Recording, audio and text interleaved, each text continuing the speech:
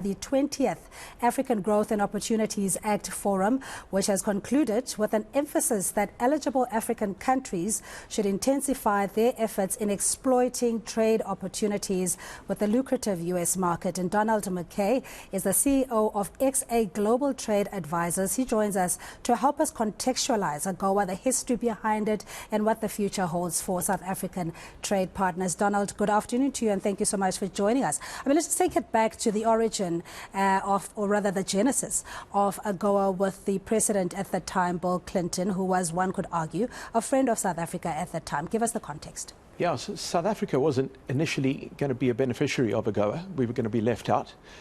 And President Mandela at that time picked up the phone and spoke to Clinton and convinced him that he should allow us in. And that was kind of the moment when South Africa became a beneficiary at the time AGOA kicked off in 2000, so a while ago. Yeah, but what preceded AGOA is that there were other bilateral trade agreements. The U.S. had been a very strong trade partner of South Africa historically, including the multinationals that still operate in the two different countries.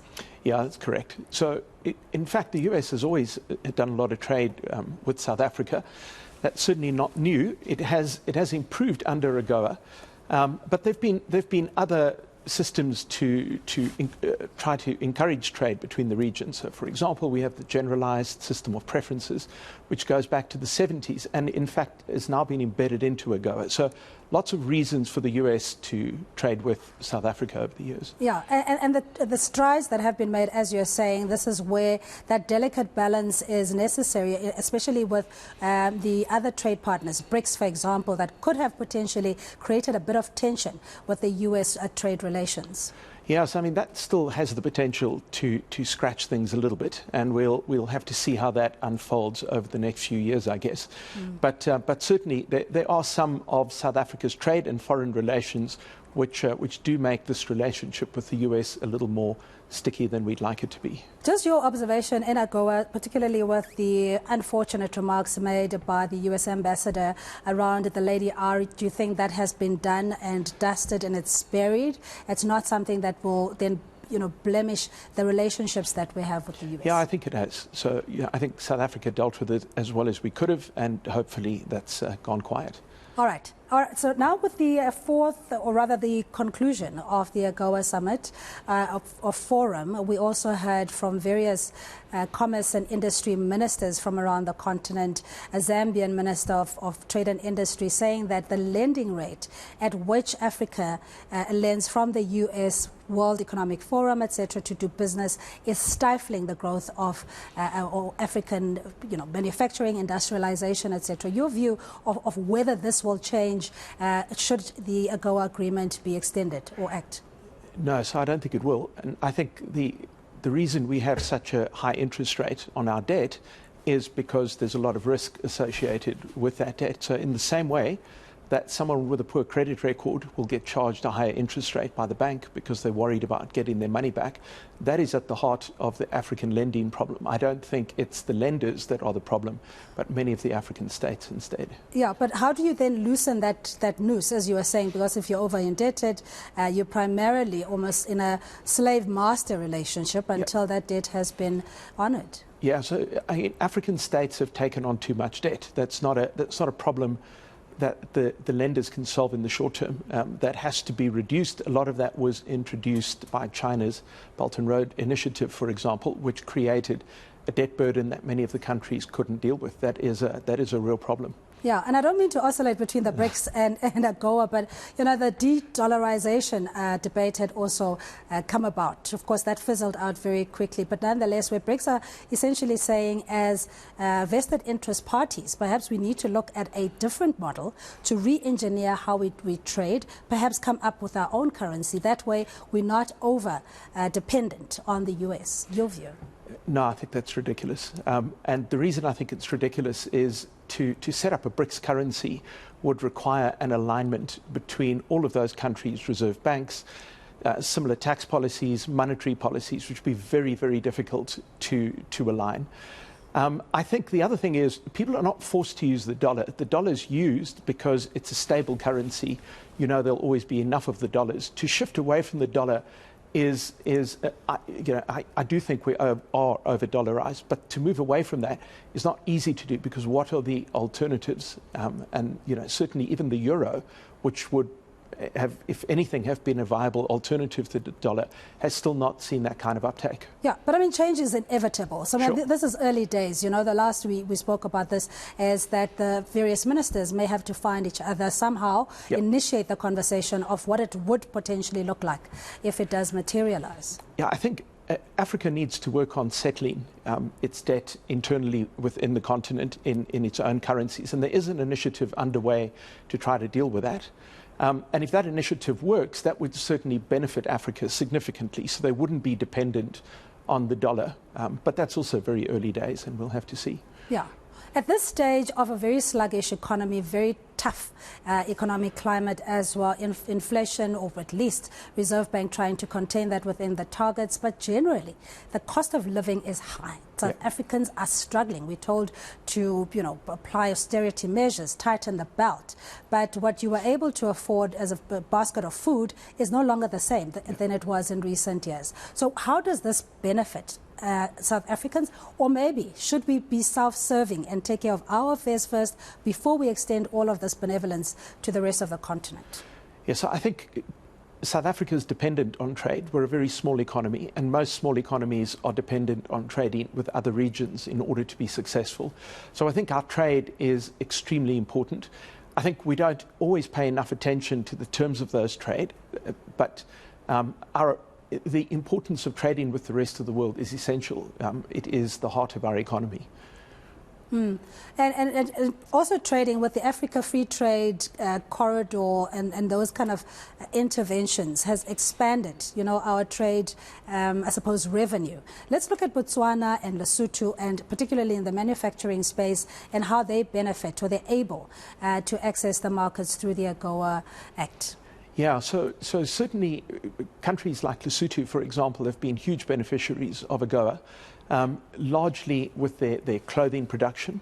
A lot of that clothing production has, in fact, migrated out of South Africa to Lesotho, in part because Lesotho gets AGOA benefits that are larger than what we would get on clothing. So some of that has shifted, but also they're simply more productive manufacturers. So it's been tremendous for them to have access to that market. Yeah. Yeah. There's been great criticism, though, in terms of, I suppose, the protection of labor, the labor force, in that in Botswana maybe it's not as regulated as we have in South Africa in terms of a basic decent wage, and the rest of the continent as well, where there isn't that scrutiny to ensure that we abide to the World Trade Organization and the International Labour Organization as well with regards to protection of workers.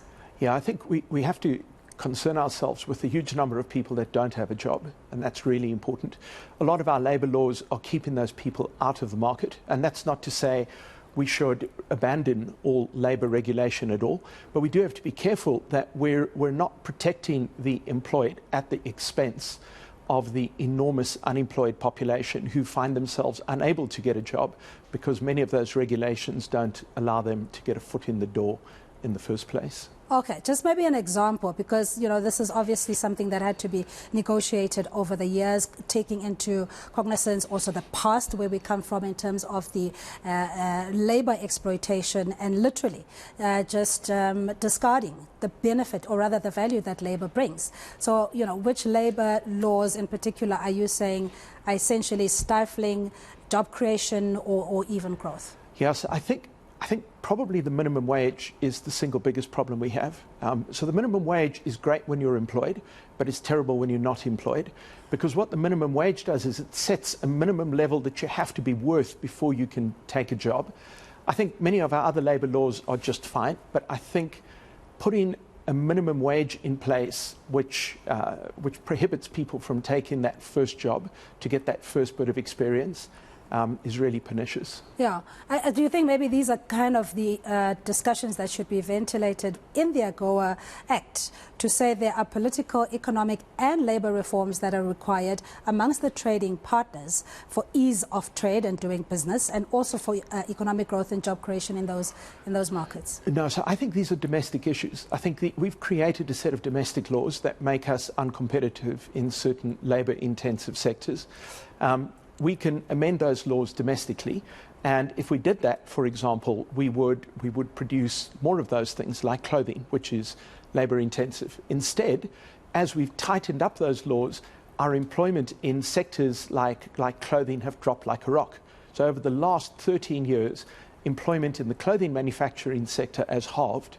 So while we've created more protection for clothing workers, we now have half the number of workers, and that's my concern. But 3,500 was the minimum wage last I checked. Is that a decent living wage by the standards of, as I mentioned, the preamble around the conditions, economically, and also the strain that consumers have? No, it absolutely isn't.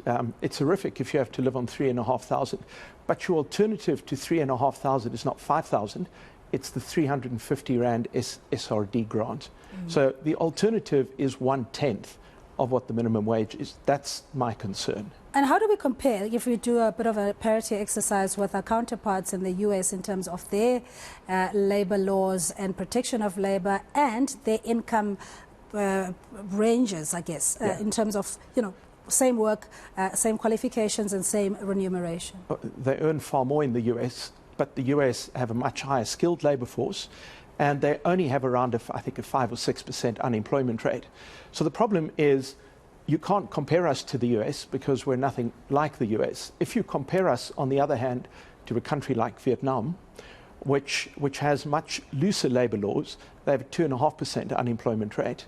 And nobody's living on 350 Rand a month in Vietnam. So I guess that, to me, is a better comparison.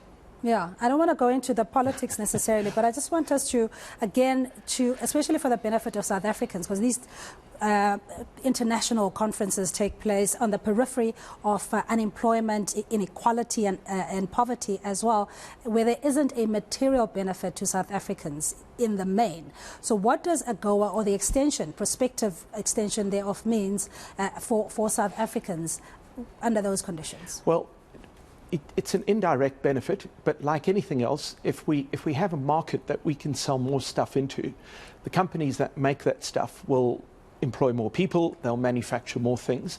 The US is an enormous market which we have barely penetrated, and so getting better access to the US, every company that makes something in South Africa that sells to the US has the ability then to absorb more labour, and of course that makes people's lives better. Yeah, and just in closing, Donald, the whole beneficiation, the fact that we export the raw materials and commodities and buy it back at 1,000% has been a perennial problem since colonialism, etc. How far are we in just dismantling that kind of stronghold, if you will? Yeah, so an important part to fix that would be to get things like the energy problem sorted out. Factories consume lots of electricity. If you don't have electricity, that's difficult. If your ports don't work, that's difficult. So I think, of course, that is very important, but that requires a deep fundamental fix.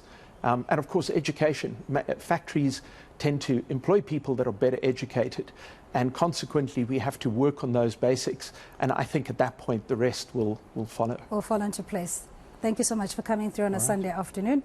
That is Donald Mackay, the CEO of XA Global Trade Advisors, unpacking the African Growth Opportunity Act Forum, which concluded yesterday, talking about the possible reforms to benefit South African manufacturers and trade partners, and looking internally at some of the policies that we can change around the labour unions, and rather encouraging more employment in various sectors, generally for us to be more competitive.